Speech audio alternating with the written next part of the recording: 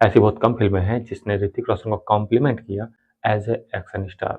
नाम गिनती के हैं जिनको आप गिन सकते हो, पर फिर भी ऋतिक रोशन एज़ ए एक्शन स्टार जाने जाते हैं और क्योंकि उन फ़िल्मों में प्रेज़ेंस इतना बेहतरीन रहा है कि लोगों की एक्सपेक्टेशन हाई हो गई है, पर उस हाई एक्सपेक्टेशन को कभी फुलफ़िल नहीं किया गया किसी मूवी से।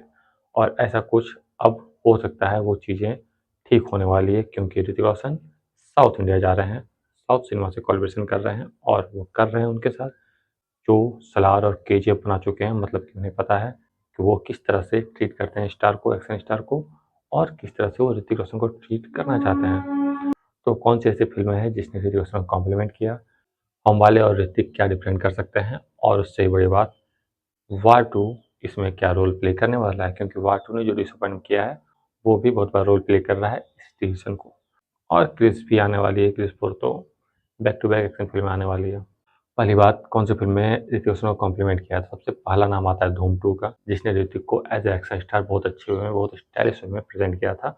और वो पहली फ़िल्म थी जहाँ Hrithik Roshan as a action star और एज़ अ डांसर दोनों ही काफ़ी एक्सीलेंट वे में दिखे थे और काफ़ी बिग वे में उन्हें शोकेस किया गया था। और मतलब गोल्डन एरा कह सकते हैं। उसी साल धूम 2 आई थी, उसी साल क्रिस आई थी। काफ़ी गोल्डन टाइम था एज़ अ ऋतिक फैन, क्योंकि वो टाइम ऋतिक रोशन के फैन के लिए काफ़ी ट्रेड से कम नहीं था, जिस तरह से ऋतिक रोशन की 2 फ़िल्में एक ही साल में ड्रॉप हुई थी। और उसके बाद जिस फ़िल्म में सबसे ज़्यादा अच्छा से ऋतिक रोशन को as a action star compliment किया, वो थी बैंग बैंग। और दूसरी मूवी जो कॉम्प्लीमेंट की थी, वो थी अग्निपथ। इसके अलावा इतने बिग वे पे किसी फ़िल्म ने ऋतिक रोशन को as a action star compliment नहीं किया, सिवाय वार के। वार भी एक काफ़ी अच्छे से कॉम्प्लीमेंट करती है ऋतिक रोशन को, पर वार और बैंग बैंग में एक कमी थी, वो थी एज़ अ डांसर उन्हें उतने बिग वे में कॉम्प्लीमेंट नहीं किया गया। हाँ, उसके सॉन्ग्स बढ़िया हैं, पर और भी ज़्यादा अच्छे वे में उन्हें प्रेज़ेंट किया जा सकता था, जिस तरह से धूम 2 में किया गया था।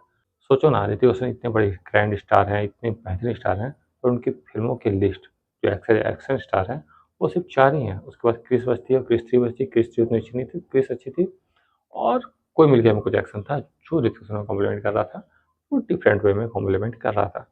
पर ऋतिक रोशन की एक्शन इमेज बनी कई सारी फ़िल्मों से और उसमें उन्होंने अच्छा एक्शन दिया, पर डायरेक्टर ने उस फ़िल्म में उन्हें पोर्ट्रेल करने में नाकामयाब रहे। जैसे अभी हाल-फिलहाल आई थी फाइटर, जो बहुत बिग वे में कॉम्प्लीमेंट नहीं कर पाई, पर उसे बुरी फ़िल्म नहीं कहेंगे। पर इसके पहले आई थी विक्रम वेदा, जिसने भी ऋतिक रोशन को as a action star compliment करने की कोशिश की, पर उसमें कई सारी कमियाँ थी, जिसके कारण ऋतिक रोशन उस बिग वे में कॉम्प्लीमेंट नहीं हो पाए, उस बिग बिग वे में खुद को रिप्रेज़ेंट नहीं कर पाया। तो इसलिए चीज़ें बहुत अच्छे से, बहुत अच्छे वे में फ़ोल्ड आउट नहीं हुई।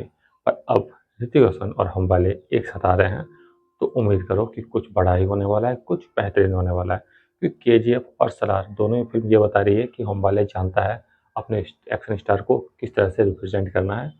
और अगर वो जानता है ऋतिक रोशन को, अगर वो जानता है ऋतिक रोशन की हायरार्की को, पावर लेवल को, और एक्शन स्टार उसे कैसे रिप्रेज़ेंट कर सकता है, तो डेफ़िनेटली ये मान के चलो कि जो शाहरुख खान के लिए जवान साबित हुई, ऋतिक रोशन के लिए ये फ़िल्म वो साबित होगी।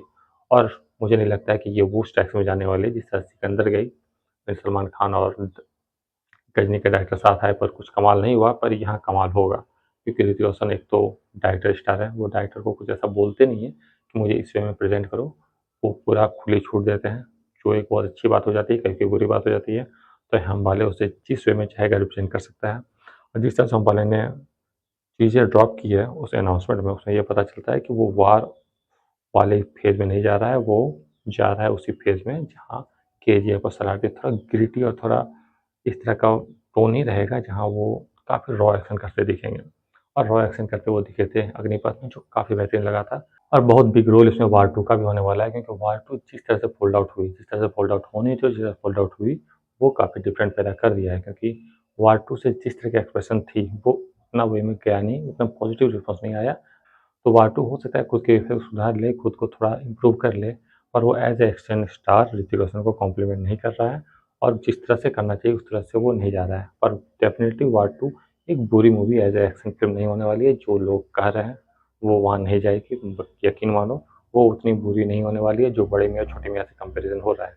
पर हाँ, वार 2 की एक्सप्रेशन जिस लेवल पे हाई थी, वो वहाँ भी टच नहीं करने वाला है फॉर श्योर, वो वहाँ पहुँचने में नाकामयाब रहेगी।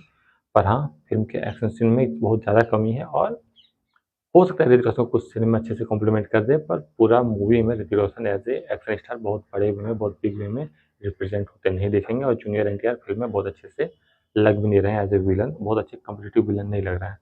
तो चीज़ें काफ़ी बिग वे में फ़ोल्ड आउट नहीं हुई, इसके कारण लगता है कि अब होमबाले और ऋतिक का जो कोलैबोरेशन है, वही सबसे बड़ी उम्मीद रहेगी, जो ऋतिक रोशन को कॉम्प्लीमेंट करे एज़ ए एक्शन स्टार और कुछ बड़ा और बेहतरीन दे। उम्मीद करो ये फ़िल्म 2027 में आ जाएगी और हो सकता है 2027 में फिर से 2 फ़िल्म आएगी, एचआरएक्स, एक्स होमबाले और क्रिस 4, क्योंकि दोनों ही प्रोडक्शन में जाने वाली है 2025-2026 में, दोनों ही 2027 में आ जाएगी। तो उम्मीद करो 2027 में 2 मूवीज़ ऋतिक रोशन की आएगी और 2026 में कोई मूवी नहीं आने वाली है, हो सकता है